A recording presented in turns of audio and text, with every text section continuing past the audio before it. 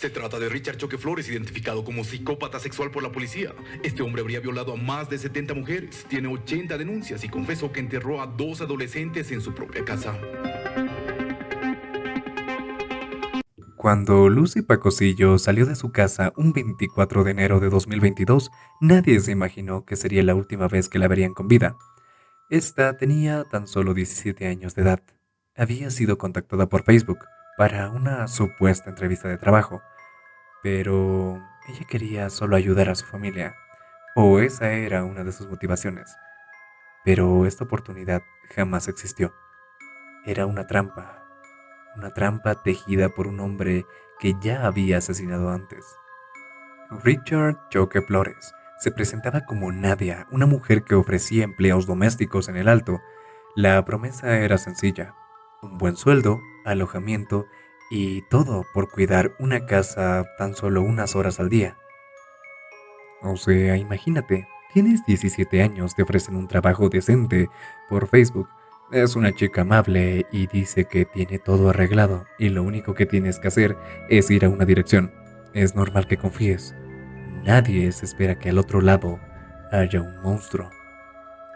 Lucy llegó a la casa de Richard Choque ese mediodía y nadie más la vio salir. Al entrar, Richard la con un sedante disuelto en refresco. Cuando perdió el conocimiento, la violó. Después las con una cuerda y el cuerpo fue envuelto en plástico y enterrado bajo tierra en su propio patio trasero, junto con otras víctimas. Y aquí es donde uno se pregunta, ¿cómo este tipo aún estaba suelto? No es como que este fuese su primer crimen. Ya había matado antes a otra chica en 2013. En 2013, Richard fue condenado por el asesinato de Blanca Rubielimachi. Ella también fue contactada a través de las redes sociales. Tras una cita, desapareció. La policía la encontró enterrada en una zona alejada. Richard confesó. Fue condenado 30 años de cárcel, pero en 2019 salió. En fecha 12 de diciembre se ha presentado ya la acusación formal en contra del ex juez, que es Rafael Halcón Aliaga, por el delito de incumplimiento de deberes, consorcio de jueces, fiscales y abogados, y el delito de prevaricato. Se tiene bastante elemento probatorio, los mismos que van a ser demostrados en juicio, y vamos a pedir la máxima pena para este ex servidor. Y sí, salió. Y a lo que se puede pensar, no por buena conducta, sino porque presentó un certificado médico. Más que eso, fue un truco, diciendo que tenía cirrosis. Un juez, lastimosamente, le creyó. Le dieron detención domiciliaria sin supervisión. Lo dejaron libre, así como si nada. Pero la historia va más atrás. En 2011 su primo, Josué Choque, desapareció. La familia lo buscó durante años. Cuando arrestaron a Richard Choque, nuevamente en su jardín encontraron un cráneo. Era de un joven y este mismo era de Josué. Acabamos de encontrar un cadáver que responde al señor Fidel Lecón Choque, que sería primo del señor Richard Choque. Esta persona habría acabado con su vida en la gestión 2011, aproximadamente, fecha en la cual Richard Choque habría recibido la suma de $5.000 americanos para ayudarlo a entrar a la escuela de sargento.